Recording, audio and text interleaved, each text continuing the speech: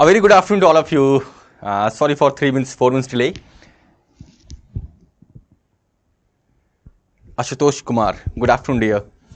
So, today we are going to start with jurisdiction of Supreme Court in this session of pre-connect as we are discussing polity. So, we will keep on adding certain sections day by day. If you guys need to have certain section, do let me know also so that we can start with that one also. Today we are going to start with jurisdiction of Supreme Court. If you talk about this concept of jurisdiction of Supreme Court, then we have been seeing certain questions associated with this, and we also need to understand the concept of this jurisdiction of Supreme Court. When we talk about this judiciary, then there are certain basic points in this judiciary which we need to see, and from where questions are being asked in examination. If you talk about this concept of judiciary, the first thing which we need to understand with reference to this judiciary is this jurisdiction. And when you talk about this concept of jurisdiction, you have to see the jurisdiction of all the associated concepts, not only limited to the Supreme Court. You also need to see the concept of high courts. You also need to see the concept of subordinate courts or lower judiciary or trial court, whatever you call. And this subordinate judiciary or lower court has been in news, so you can expect some question associated with that. Again, if you move forward to this concept, then we also need to see the concept of independence of judiciary. As if you see this concept of independence of judiciary, then it has been in news in the recent past. If you move forward to this section, then we also have this concept of appointment and removal of judges. On a regular basis, questions are being asked from this appointment and removal of judges also. Again, if you move forward, then we have to see the concept of lower judiciary or the subordinate courts. We have to see certain terms which have been in news in this judiciary. Like on a regular basis, questions are being asked from this section judiciary, like for example, difference between police custody and judicial custody, difference between lawyers and advocates, difference between payroll and other associated concepts, what are the provisions, and we have to see some other dispute resolution mechanism. Questions are being asked in examination from different dispute resolution mechanism. So we have to see this section also. The point is, if you see this whole section, then on a regular basis, questions are being asked in examination. For example, if you see these terms, questions have been asked from this term judicial review, judicial activism, judicial pessimism, judicial deference, judicial, there can be a question from this judicial feudalism. So on a regular basis, questions are being asked. There can be this concept of judicial overreach. So, on a regular basis, we have been seeing these types of terms in news. Whenever you see these types of terms, try to go through these terms. Try to see the meaning, like this term judicial custody and police custody.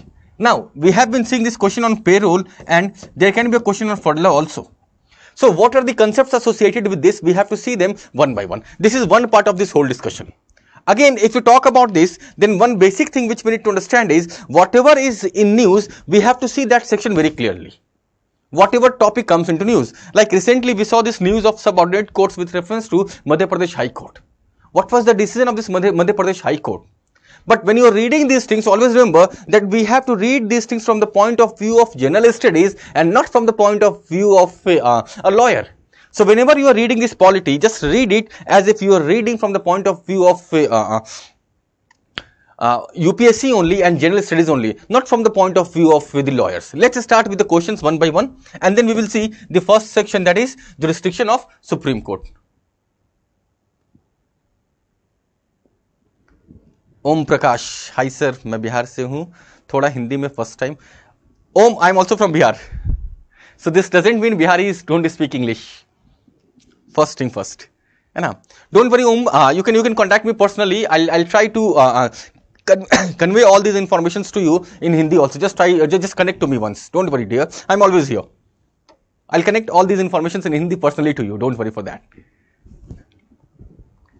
Let's see them one by one. Let's see the questions. The first question. Consider the following statements. The Supreme Court of India tenders advice to the President of India on matters of law or fact.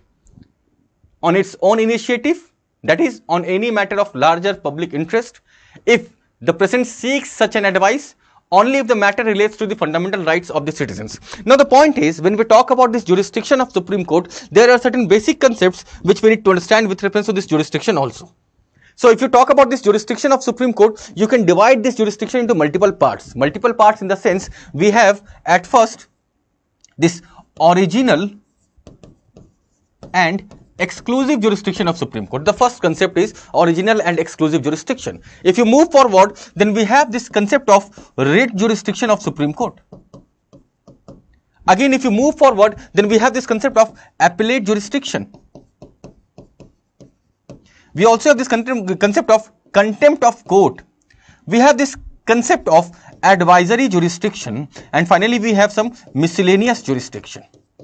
So when we talk about this jurisdiction of Supreme Court, we can divide this jurisdiction of Supreme Court in the following categories. That is original and exclusive, writ jurisdiction, appellate jurisdiction, contempt of court, advisory jurisdiction, and miscellaneous options. When you talk about this question is mainly from this advisory jurisdiction of Supreme Court. So this is about advisory jurisdiction. When we go into this concept, we have to see this concept of advisory jurisdiction. But the point is, when you are going through these previous year questions, we just not need to answer the question. We also need to see that what are the concepts associated with that. So when you talk about this advisory jurisdiction, automatically Article 143 comes into mind. And when you see this advisory jurisdiction, we have to see that the advice given by Supreme Court is judicial pronouncement or something else. So when you talk about this concept, if you talk about this, the answer would obviously be B.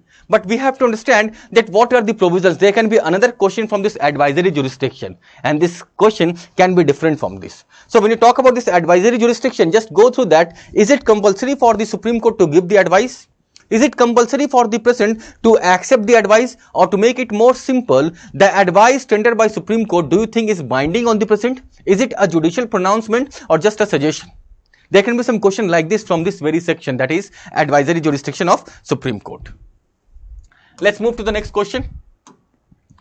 Which of the following are included in the original jurisdiction of Supreme Court? Again, see, here we have a question on advisory jurisdiction, Article 143. Here we have a question on original jurisdiction. When you talk about this concept of original jurisdiction, then automatically Article 131 comes into existence. Article 131. Now, when you talk about this concept of Article 131, then it talks about original and exclusive jurisdiction of Supreme Court.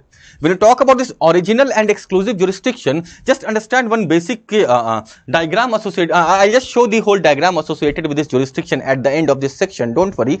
But at this level, we have to see that what are the original and exclusive jurisdiction of Supreme Court. Always remember this Federal Court of India. Supreme Court is known as one of the most powerful courts in the world. Why? The main reason behind this is the Supreme Court of India is also the Federal Court of India. So all the federal disputes are seen by the Supreme Court. And so when you talk about these federal disputes, all these federal disputes will be under this original and exclusive jurisdiction of Supreme Court. That is dispute between two states, dispute between center and state, dispute between center and state on one side and different state or states on the other side. So whenever you have any dispute between the federal units, then these disputes will be included in original and exclusive jurisdiction of Supreme Court. There is no other court which can go through this. But this has been asked by UPSC. We have to understand that what else can be asked from this section. So just see that what are the cases, federal cases, which cannot come under this Article 131. So can I file a case under this Article 131? Can an individual file a case under this Article 131? This is how you have to approach these previous year questions, and this will help us in this whole system. When you are going through this, just go through the sections, just go through the other dimensions also, that what are the limitations in this. Can political cases come under this original and exclusive jurisdiction? Can individuals file a case under this section? Can we file a case with reference to financial matters or the recommendations of the Finance Commission, and so on? So just this is how we have to approach this section. Let's move to some more questions. Again, see the relationship between these two questions. Here they have asked about original and exclusive jurisdiction. They have just reframed the question here, and here they have asked about this: the power of the Supreme Court of India to decide disputes between the center and the states falls under its advisory, appellate, original and writ jurisdiction. This is how questions are being framed in examination, and you guys are also not very unlucky that these questions will not come. This is how questions are being asked in examination, and this is how questions will be asked again and again and again. So when you are going through this section, just see how these two questions are related. Here they have asked about this original and exclusive jurisdiction. Here they are giving an option and they are showing that will it, in which among the following this dispute will come. Will it be advisory jurisdiction, appellate jurisdiction, original jurisdiction or writ jurisdiction? I hope you guys know the answer very well. Again, see some more questions. Last year this was a question. Consider the following statements. Pursuant to the report of H.N. Sanyal Committee, the Contempt of Courts Act 1971 was passed. See, this line is very interesting. This line is very, very interesting. Whenever you go through this line, you will see that this line keeps on coming again and again. The Constitution of India. Whenever you go through the questions of polity, you will see that there are some questions associated with this, the Constitution of India. The Constitution of India and so on, so on, so on. So if you see this question, just read it once. Pursuant to the reports of H.N. Sanyal Committee, the Contempt of Courts Act 1971 was passed. Hopefully, I don't know. Just suppose I don't know the answer. Let's see some more questions. The Constitution of India empowers the Supreme Court and the High Courts to punish for contempt of themselves. Not very sure. The third statement, the Constitution of India defines civil contempt and criminal contempt. Now, this question, this line needs to be understood very clearly. The Constitution of India defines civil contempt and criminal contempt. Believe me, every year in examination, you will see that one question will be from this section. The Constitution of India defines. The Constitution of India specifies, mentions, gives details, provisions, and so on. So every year you will at least find a question which will specify that the Constitution of India defines, specifies, and so on and so on and so on. So whenever you are reading anything associated with polity, just try to understand one thing, that you have to see that where is it mentioned in the Constitution. If it is not mentioned in the Constitution, what are the statutory provisions associated with that? And even if there is no statutory provision, do we have any other provision? This is how you have to see the questions. And if you are sure that it is not mentioned in the Constitution, this contempt of court, then automatically statement 3 will be incorrect, and you can now jump to the answer, A or B, something like that. Let's see the fourth statement. In India, the Parliament is vested with the powers to make laws on contempt of court. Now, if you have a statement 1, then automatically statement 4 will be correct, and you will automatically jump to the answer as B. This is how we have to approach certain questions. On a regular basis, this issue will come into existence where you will see that you don't know some of the informations, but if you read all these statements, you will automatically jump to the solution. Let's see some more questions.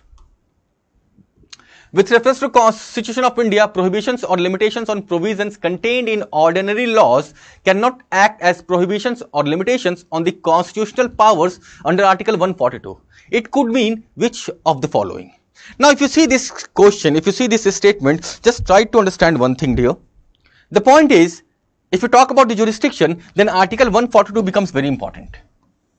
You might have seen that judiciary on a regular basis keeps on suggesting some laws, keeps on making some laws. How the judiciary comes up with that provision? Because we have this Article 142, which provides for justice system. And on the basis of that, Supreme Court or the judiciary, especially here in this concept of Article 142, Supreme Court keeps on suggesting the things. So, the answer would obviously be B, that is, Supreme Court of India is not constrained in the exercise of its powers by laws made by the Parliament. This gives us two concepts. The first concept is with reference to this jurisdiction of Supreme Court, and the second concept is with reference to this independence of judiciary and how this judiciary safeguards this independent structure. And that is why the other section which we need to see is this section of independence of judiciary also.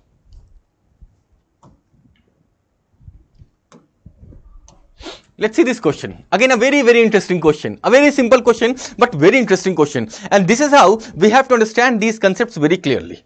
Just see this question. Which one of the following in Indian polity is an essential feature that indicates that it is federal in character? The point is, you would say that why we have mentioned this question on federal character in the question in the sections of judiciary. So here comes the concept of independence of judiciary. The most important thing with reference to this judiciary is judiciary should be independent. If judiciary is not independent, then we cannot assure the structure of judiciary. So whenever we talk about this judiciary, having the concept of judiciary is not sufficient. We have to understand that along with having this concept of judiciary, we also need to make the judiciary independent. If the judiciary is not independent, it will not be able to function also. So independence of judiciary is a must for safeguarding this federal character. What do we have in this federal characters? There will be 5 provisions only. The first provision is distribution of power. Now, where we will have this distribution of power? This distribution of power will obviously be mentioned in the constitution. So, there should be a written constitution. Now, if you have this written constitution, you have to understand that just having written constitution is not sufficient. It should also be rigid constitution. So, written and rigid constitution. Now, who will see the provisions of this constitution?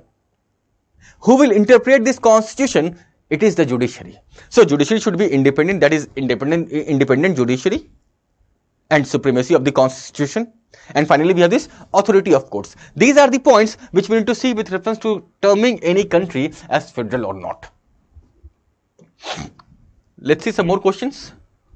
What is the provision to safeguard the autonomy of the Supreme Court of India? This autonomy of the Supreme Court of India. You might have seen that on a regular basis, we have been seeing this news with reference to autonomy of the Supreme Court. This news with reference to issues between executive and judiciary. Two things needs to be understood here. The first thing is, if there is any dispute between executives and judiciary, this means there is some independent structure, then only you have the dispute. If you don't have the independent structure, then why will you have the disputes? So, if there is any dispute between executive and judiciary, this will automatically assure us this structure of independent structures.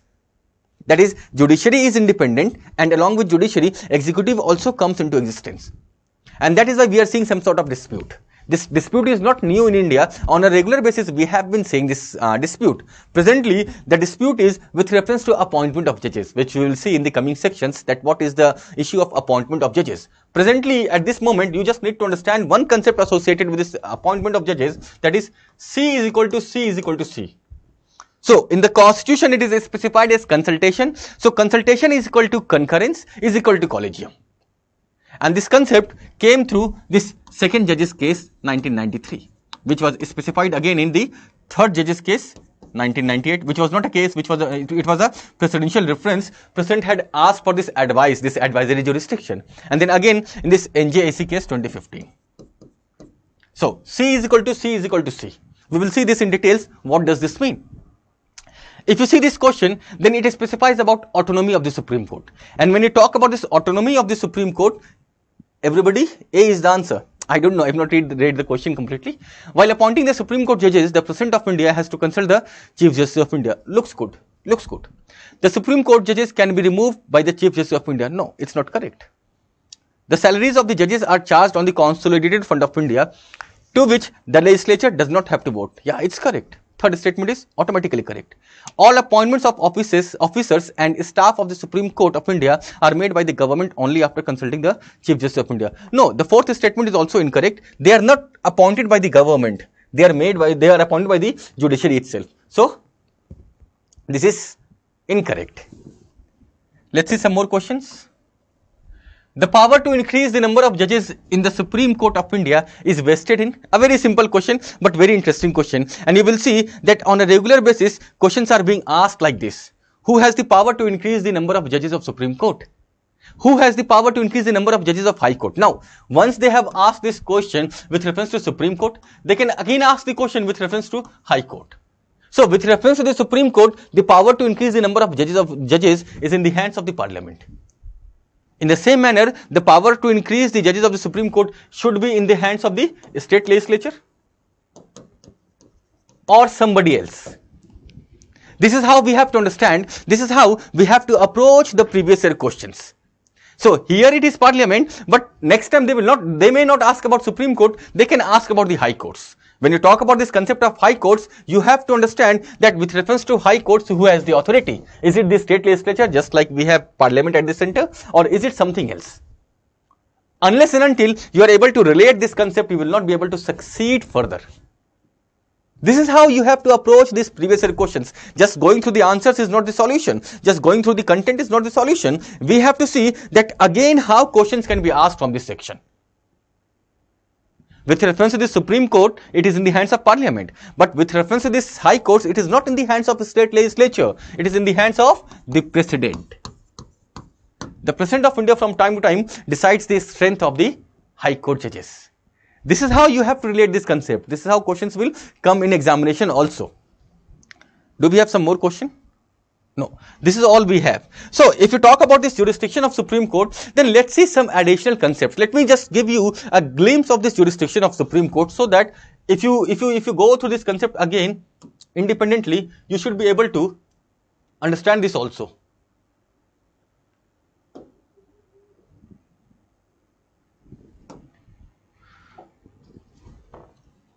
Note, I'm not an engineer. क्या करें? Engineer होते तो अच्छा होता ना.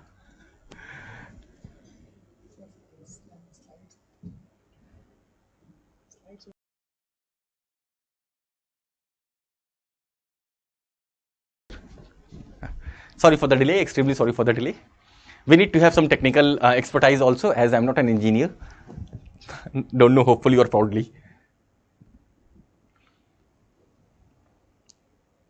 Chalo, let's come back to the concept again. So we are talking about the jurisdiction of Supreme Court. If you talk about this concept of jurisdiction of Supreme Court, let me just give you a glimpse of how this functions.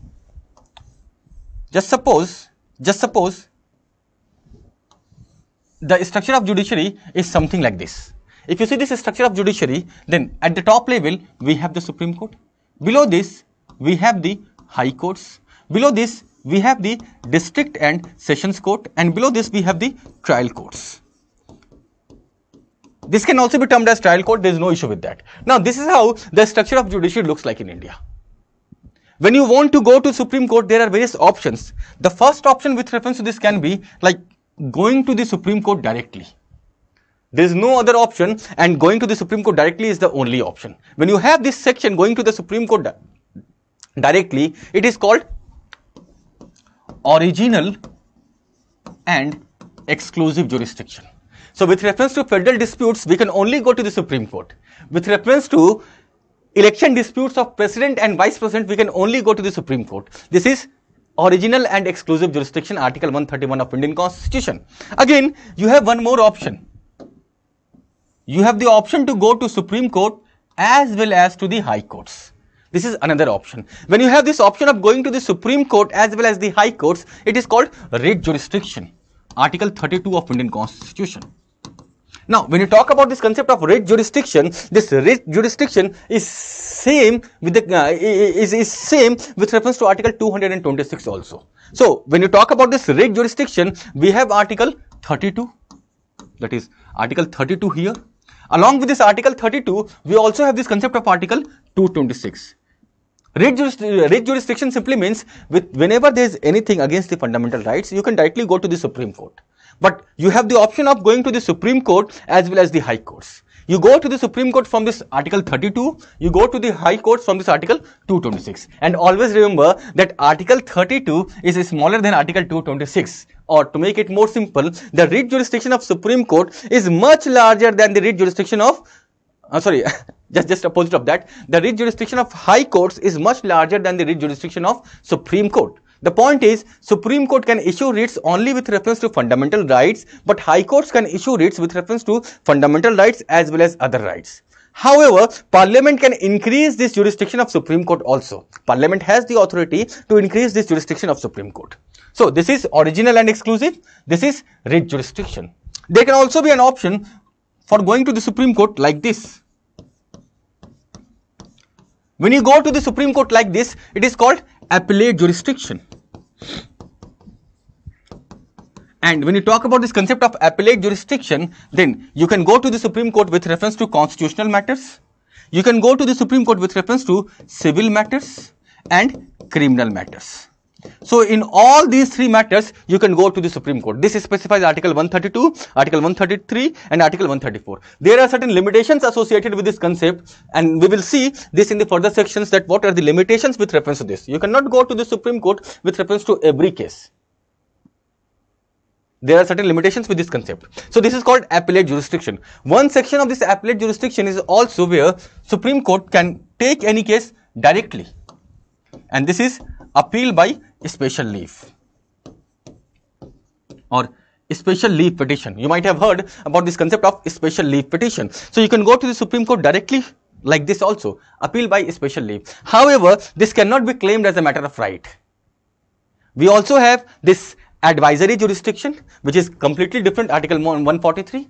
We have certain miscellaneous powers. We have this contempt of court power also. So these are the jurisdiction of Supreme Court. If there's anything which I need to discuss again, please let me know. Asutosh, we have to read the books also, only lectures and coaching not sufficient. I was your NEEP batch student previous year. Asutosh, obviously you have to go through certain books also.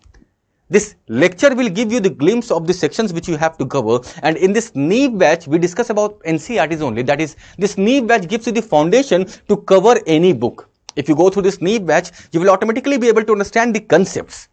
That will not be sufficient for this examination, dear. This will give you the concept. This will give you a structure which will frame this pillar of your building. Now, when the pillar of this building is framed, you can easily do it by yourself, that which room should be of what length and breadth. Anushtan, sir, can you please explain me the answer of the contempt of court case? I'll come on this.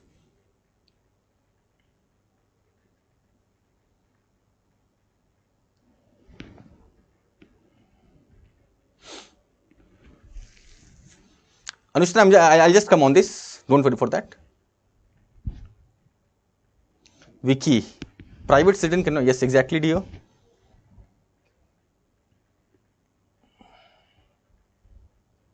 Anything else into this? Okay, so let me come back to the question again with reference to this contempt of court case. Question, sorry.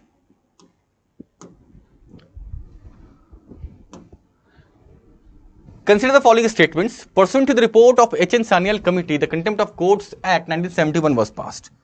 This statement is correct. Now, just come to this third statement and then we will see what we need to do. Third statement first. The Constitution of India defines civil contempt and criminal contempt. Whenever you see such a question, Constitution of India defines, always see this very clearly, that every year you will find a question like this. Every year you will find a question like this.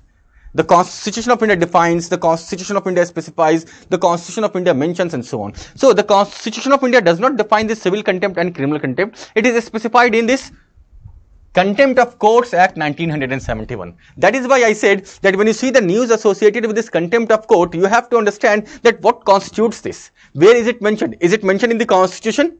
Do we have any statutory provision with that? Do we have any executive provision with that? And so on. So, this third statement is correct, which makes these two options eliminated. Now, first and second statement is correct. There is no doubt with that. Let's come back to this fourth statement. Why first and second is correct? Because it is in both these options. Let's come back to the fourth question again. So, if you see this fourth statement, in India, the Parliament is vested with the powers to make laws on contempt of court. How this Contempt of Court Act was framed? Just understand this line. How this was framed? This must have been framed by Parliament only. So, if this is framed by the Parliament, this makes this fourth statement also correct. And so, the answer would be B, 1, 2 and 4. Always remember, Parliament can increase the jurisdiction of Supreme Court. Parliament can make laws, but Parliament cannot decrease the jurisdiction of Supreme Court. Clear? And with reference to this advisory jurisdiction also, I have specified that the advice given by Supreme Court is not judicial pronouncement, but when you are going into this concept, just see or just go through the concepts, just go through the sections, that when this advice of Supreme Court is binding on the President. Can there be any situation where this advice given by the Supreme Court is binding on the President? This is how you have to analyze these previous year questions. This is how questions will come in examination again and again. Got the point? Anything else which we need to discuss? Asutosh.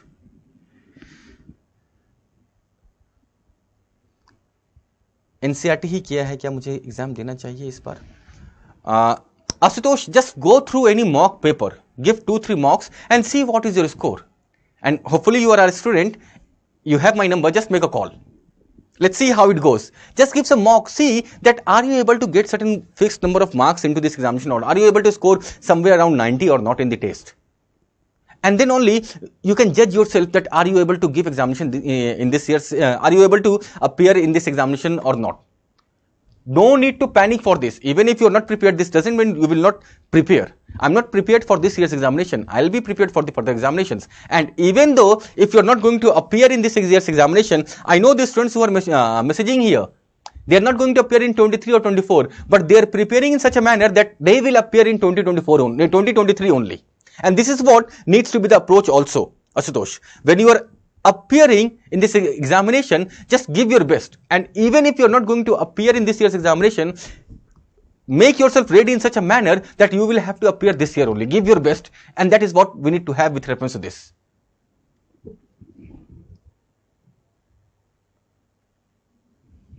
Govind, just go through that, dear, and at any point if I am required, just let me know. Ashutosh, I hope it's clear now. Just give a test and see how it goes. And everybody, I mean, just try to give your best. The only thing this examination requires is consistency. If you are consistent in this examination, automatically you will be able to succeed in this examination. Apart from consistency, there's no other concept which is required in this examination. Everybody knows what to study. But are you consistent in this, what you have to study? Once you become consistent in this system, you will automatically be able to succeed in this examination. And we are here to hold your hand if you are consistent. Okay?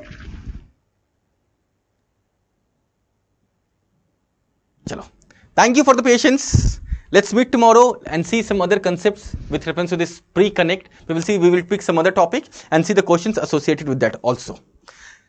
Till then, everybody, take care. Thank you. Bye-bye. I hope I have not missed any question.